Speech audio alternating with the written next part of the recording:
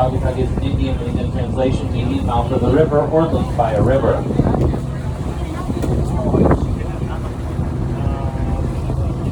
The Kalamazoo River that we're on starts in the middle of the state, flows through Saugatuck out to Lake Michigan. Kalamazoo is an Indian name for boiling water. The wide spot that we're in is referred to by locals as Lake Kalamazoo or the Little Lake, Lake Michigan, or the Big Lake lies behind those sand dunes off to our right and behind us. The river does freeze over in the winter. When it freezes, it has several inches of ice. We never walk on the ice though because the current is strong and can cause thin spots. Here in the harbor, we have approximately 1,000 different boats that are slipped here during the peak season. All of the boats, except for the Star of Saugatuck and a few of the tugboats in town, are taken out of the water in the winter and stored at local marinas. Some of the boats, though, choose to go to a warmer climate in the winter. If they're small enough, they can be placed on trailer and trucked overland. If the boat's too large, though, it then has to go by water. If a boat were to make a trip by water to, say, Florida, that trip could take anywhere from 2 to 3 weeks. Most owners use professional crew and captain on board for those types of deliveries.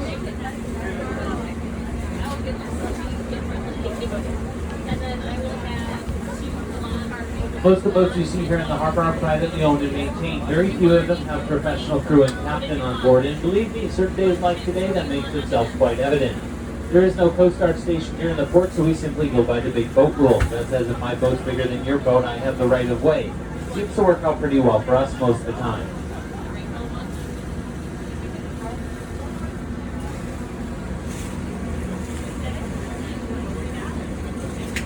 Looking off the left or port side of the boat, now you'll see a dome structure sitting on top of a sand dune that looks like a golf ball sitting on a tee. This is Mount Baldhead, one of the tallest sand dunes in the area. It got its name from the first settlers coming to the area because that dune originally had no trees or vegetation on it, appearing bare or falls. The dome structure you see was constructed by the Air Force as part of the Dune Line early warning radar detection system.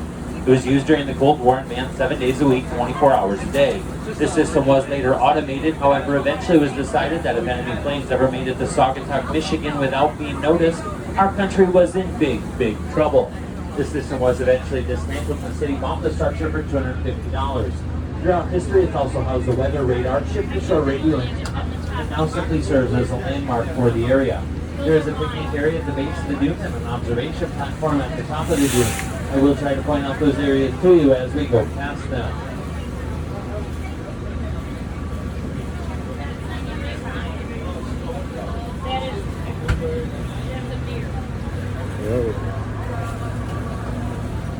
Look at them boats.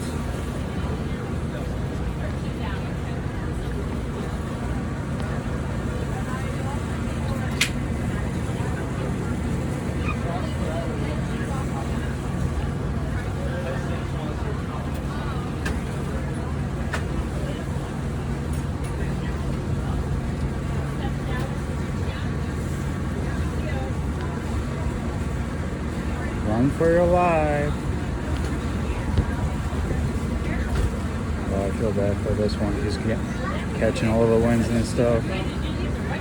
This one right here, he's late. Oh, he actually, they both are having lots of fun.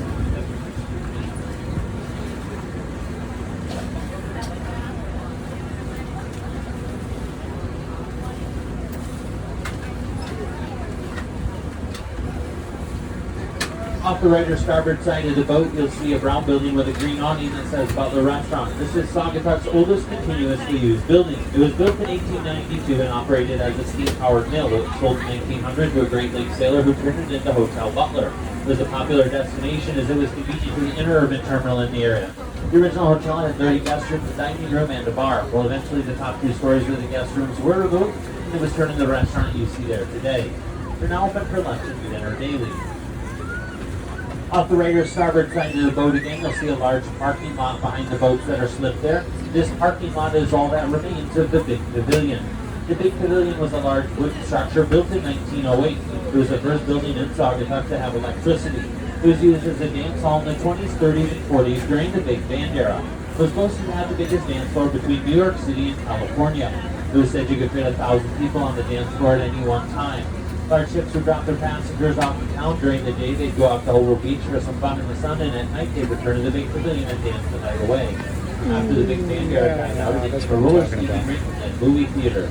There was a fire in May of Beautiful looking 1960, yacht. which lasted just under 1 hour, and in that time it burnt the building to the ground.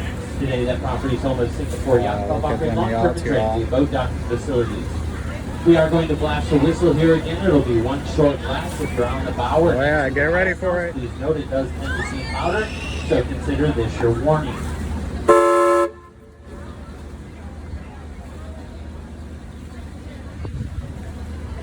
Off the right or starboard side of the boat again, you'll see coral gables, and this building was built in 1906 as the Landbecker Brothers Inn. The current owners purchased it in 1958 from those Coral Gables and Hotel Saugatuck. The rental rooms were dropped in the 70s, and currently it houses 3 different restaurants, a coffee house, and 4 different bars. Interesting.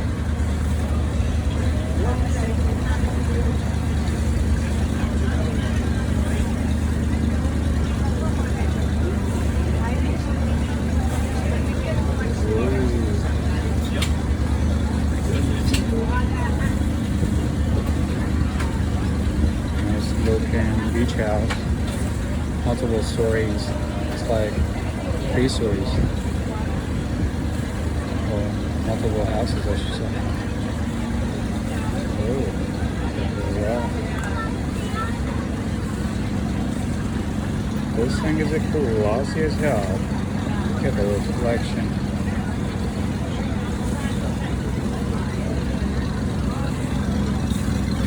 Some people are having fun.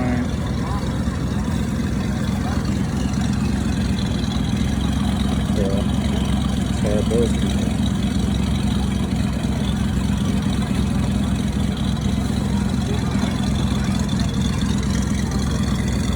Off the right or starboard side of the boat again, you'll see a park at the water's edge, and this is Wick Park, named after Frank Wick, one of the town's fathers. Originally, was the site of an old shipbuilding yard. In the 1950s, Mr. Wick realized the city had a need for a park at the water's edge, so he sold that property to the city as they could afford to pay for it.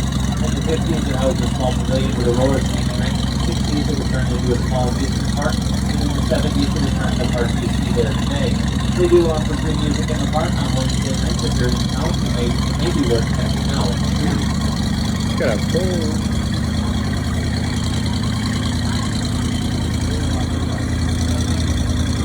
Whoa, nice looking yacht.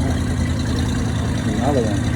Similar to it. Off the right or starboard side of the boat again, you'll see That's the a Shipping 2020. Hotel. It's the only motel we have left here on the river in Saugatuck. It's That's a yacht. originally named the Mount Bulkhead Motel. Behind the Ship and Shore Motel, you'll see the bar and restaurant with one popular dining establishment. got windows in this Go on a warm summer day and enjoy some food and beverage and watch the boats go by.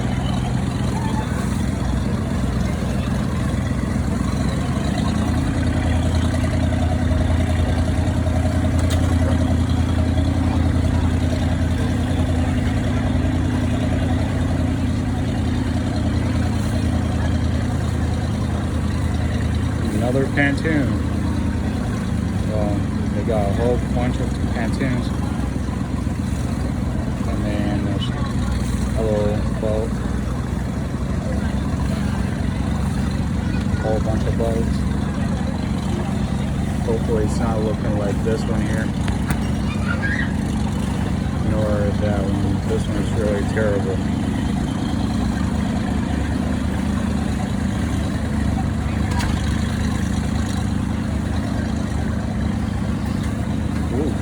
Beach house. Looking off the left or port side of the boat now, you'll see a red brick building at the water's edge. This was originally the water pump house for Saugatuck. Today it houses the Saugatuck Douglas Historical Museum. Next to the museum, you'll see a small pavilion. Behind that pavilion, you'll see a set of stairs. Those stairs lead to the top of Mount Bulkhead, where there's that observation platform that I mentioned. There are trails leading down the back side of the sand dune on Doble Beach in the Saugatuck main natural area. Off the right or starboard side of the boat now, you'll see the old boathouse, home of retro boat rentals. If you think my job looks easy and you want to try and captain a boat of your own, head on over there. They've got a great selection of boats to choose from.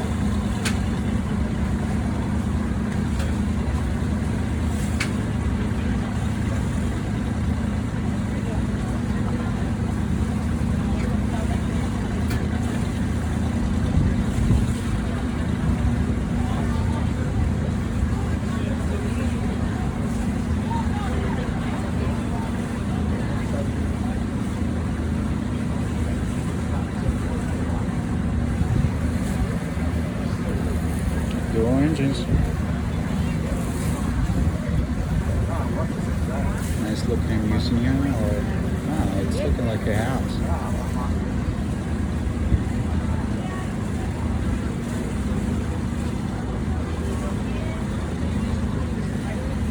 Another yacht, super duper glossy. It's locked up, it's not gonna go anywhere.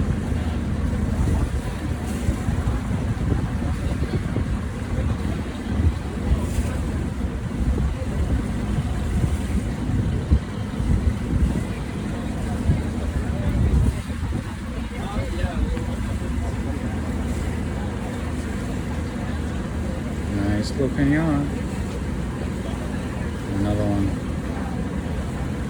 There's a whole bunch of them in that area.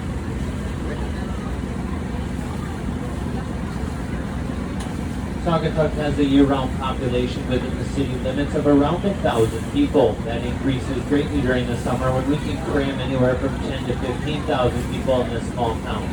From here on out to Lake Michigan, the rest of the buildings that you see along the river, with the exception of the marina on to our right, are private residences. Some of these are summer homes, and believe it or not, some of these are simply weekend cottages.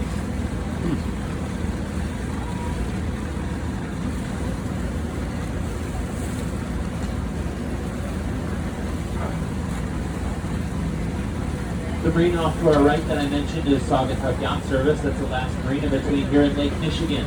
Lake Michigan is still about a mile from here. If you look in between the boats that are slipped there, you'll see a yellow mechanism, and that's what we call a gantry crane. That crane rolls out over the water on steel rails. There are straps that are lowered into the water underneath the hull of the boat, and that's how they lift these boats in and out of the water.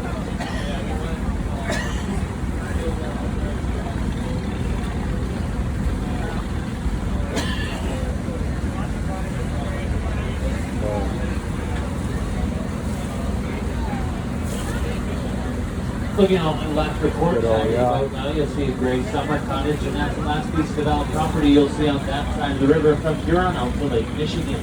The reason being is that property belongs to the Oxbow Summer School of Art. Tommy Talmadge, the original owner of the property, willed it to the Art Institute with the stipulation that it could never be developed. If the art school ever goes out of business, that property reverts back to the city of Saugatuck. However, the same stipulation applies. It can never be developed. Today it serves as a nice reminder of what the area looked like several hundred years ago. Keep your eyes peeled, we do see all kinds of nature over there. Now some of you may have noticed those channel markers here in the river. Those are what we call buoys. The green buoy we passed a little bit ago off to our right is what we call a can buoy, and it has odd numbers on it. The red buoy off to our left is what we call a non-buoy, and it has even numbers on it. There's no set distance between the two buoys. You can always see one off the bow and always see one off the stern. The general rule of boating here in the Great Lakes is red, right, returning. And that simply means keep the red buoy off the right-hand side of the boat when returning from open water. By doing so, it's ensured the deepest part of the channel. The channel that we're in is maintained by the Army Corps of Engineers at a depth of around 15 to 20 feet.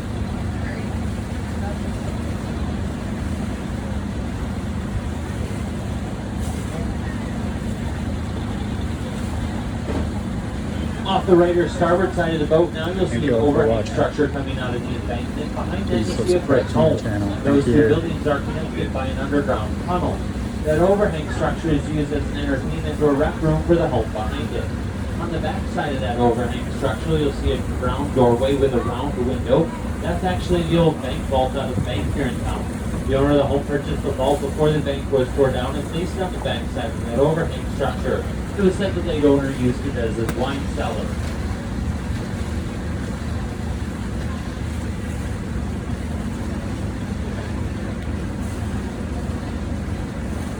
Some of you may be wondering about the fishing in the area. Here in the river, we catch pike, bass, walleye, panfish, and the go catfish as well.